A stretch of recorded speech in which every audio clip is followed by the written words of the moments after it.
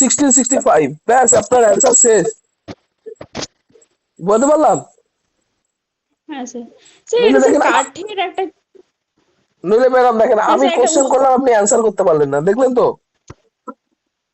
হুম। এই জায়গাটা একটু একটু কাঠ। কেয়ারলেস, এই জায়গাটা হলে হবে না। হ্যাঁ স্যার, উত্তরটা কি আবার বলে দিন না স্যার, কাঠের রবার্ট একটা হুক কি থেকে আবিষ্কার করেছেন? রবার্ট হুক 1665 আন্ডার দ্য মাইক্রোস্কোপে নিয়ে আসে এই তোমার মৌচাকের গঠন দেখে উনি আবিষ্কার করেছিল কোষ, রবার্ট হুক। মৌচাকের গঠন। আপনি বেশি জানেন ঠিক আছে। একদম বলতে যাবেন না ম্যাডাম, আমি জিজ্ঞেস করিনি কিন্তু মৃত কোষ জীবন্ত কোষ, এই ভুলগুলো একদম করবেন না, সবার উদ্দেশ্যে বলছি। হ্যাঁ স্যার। অ্যান্সার আপনার কমপ্লিট হয়ে যাওয়া উচিত রবার্ট হুক 1665।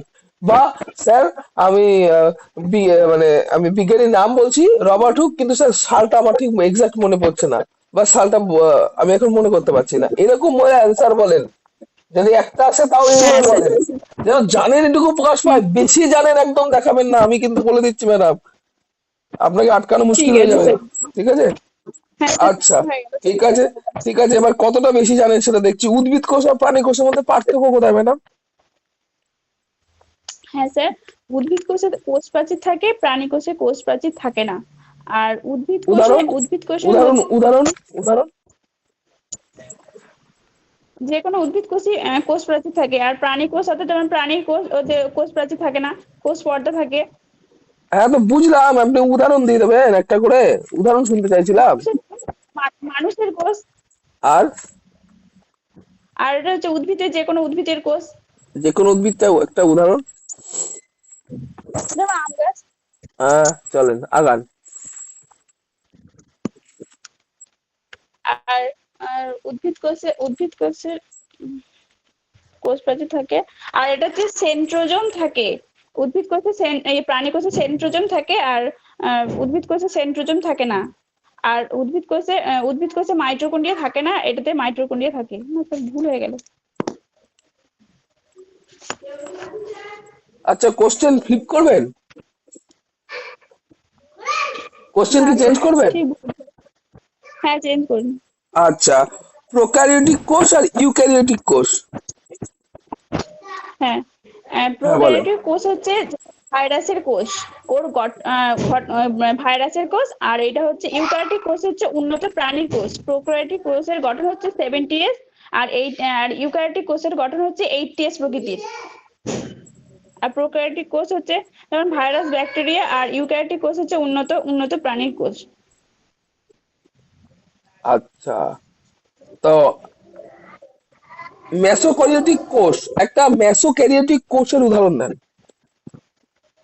মেসোক্যারিওটিক কোষ,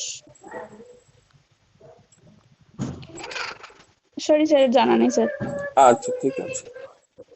আচ্ছা, একটা ঐচ্ছিক পেশি, একটা অনৈচ্ছিক পেশি, আর একটা হৃৎপেশির উদাহরণ দেন তো। ঐচ্ছিক পেশি যেমন হাতের পেশি, যেটা আমরা হুম। ইচ্ছা মতো নাড়াতে চাড়াতে পারি।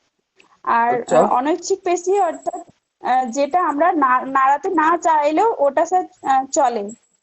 যেমন আমার আচ্ছা। দেহের অভ্যন্তরের ভেতরে যে পেশিগুলো আছে সেটা স্যার অনৈচ্ছিক পেশি। আর আচ্ছা। হৃৎপেশি অর্থাৎ হৃৎপিণ্ডের পেশি।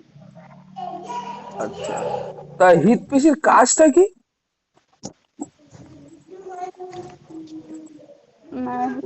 হৃৎপেশি হৃৎপেশির কি কাজ, রাজকাজটা কি ওর?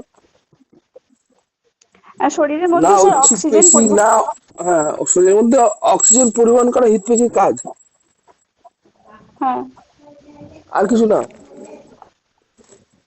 আপনি তো চাইলে নিঃশ্বাসটা কিছুক্ষণ বন্ধ করে রাখতে পারেন, পারেন না? হ্যাঁ, তাহলে অক্সিজেন পরিবহনটা, হ্যাঁ স্যার। হ্যাঁ, আমি চাইলে তো মানে আমি তো এটা আমি নিজে চেষ্টা করি তো, আমি 30 সেকেন্ড বন্ধ করে রেখে দিই, হ্যাঁ পারি তো 30 সেকেন্ড বন্ধ করে, তখন কি হৃৎপেশি বন্ধ হয়ে যায় নাকি? না স্যার। ও তো ওর কাজ করতেই থাকে, ওর যা কাজ ও করতেই থাকে। কেন? শরীরে কেন? রক্তের হ্যাঁ হ্যাঁ ঠিক আছে, এই যে হৃৎপেশি, হৃৎপেশি আমরা যখন জন্মেছিলাম সে জন্মানো থেকে আপ টু ডেথ পর্যন্ত চলতেই থাকবে, এই কেন এত ক্ষমতা ও কোথা থেকে পায় একটু বলেন না?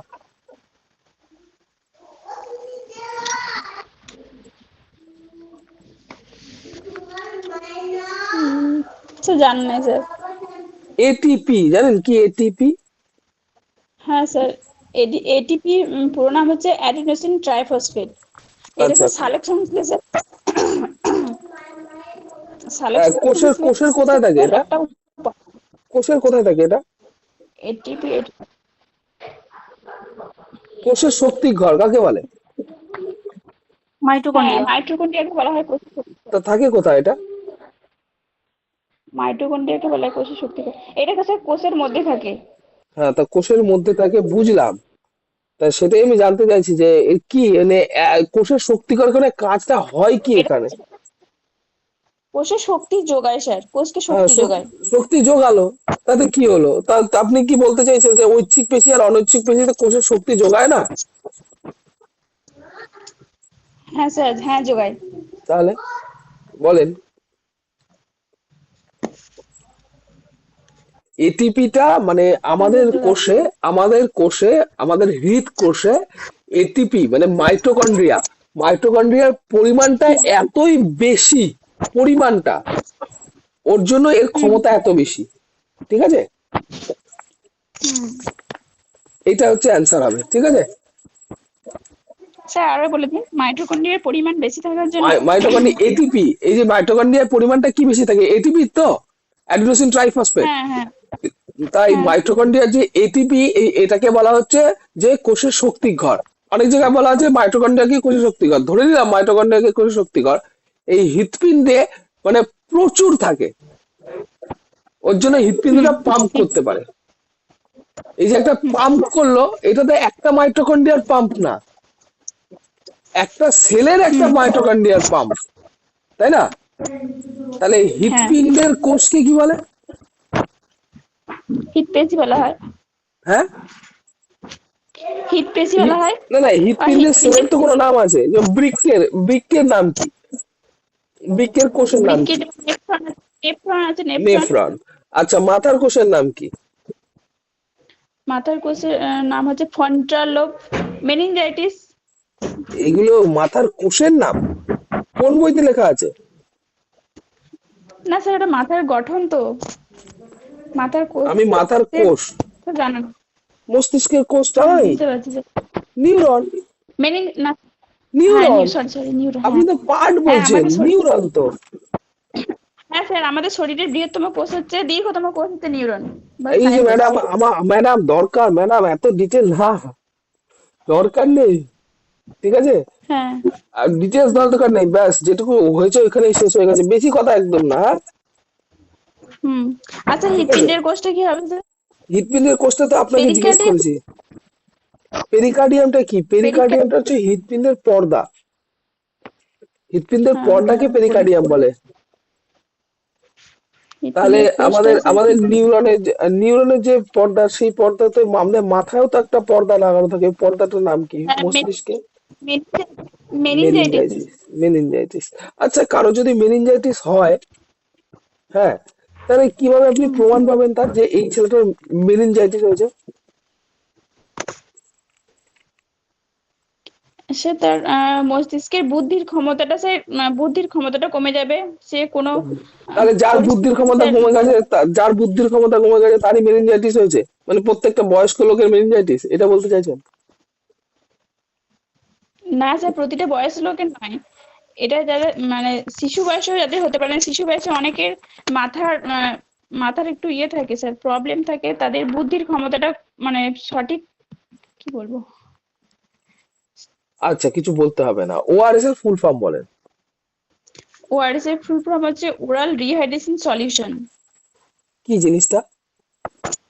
ওটা স্যার জলের মধ্যে যদি কারো পাতলা পায়খানা হয় বা কলেরা হয়, তাহলে স্যার ওআরএস এর জল খাওয়ানো যেতে পারে। ওআরএস এর জলের মধ্যে থাকবে কলেরা, নুন। একটা মিনিট, কলেরা হলে ওআরএস খান? কি হ্যাঁ, বলছেন ম্যাডাম, কলেরা হলে ওআরএস খান? কলেরা বা ডায়রিয়া, ডায়রিয়া হলে স্যার ওআরএস এর জল খায়।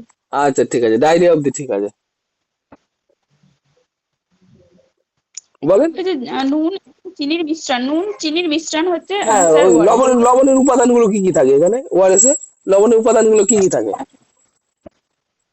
স্যার সোডিয়াম ক্লোরাইড থাকে, সোডিয়াম ক্লোরাইড থাকে স্যার, এটা এটা জানা আছে আর স্যার। আর আর জানা নেই স্যার এটা। আচ্ছা, বাড়িতে আপনি ওআরএস টা কিভাবে বানাবেন? বাড়িতে স্যার এক ভাগ জল দু ভাগ এক সরি 1 গ্লাস জলের মধ্যে স্যার হাফ চামচ নুন এবং 1 চামচ চিনির মিশ্রণ দিয়ে স্যার ওআরএস তৈরি করা যেতে পারে। ঠিক আছে, অ্যান্সার শুনলাম আপনার কাছ থেকে, কিন্তু ম্যাডাম একটা জিনিসই বলবেন যে স্যার বাড়িতে আমি ফুটন্ত জল। না, চিনি আর খাদ্য লবণ আর জল দিয়ে আমি এটা বানাতে পারবো। আমি আপনাকে কিন্তু খাদ্য। একবার আপনি আপনি অ্যান্সার দিচ্ছেন, আপনি দেখেন আপনি কি করছেন, আপনি ডিটেল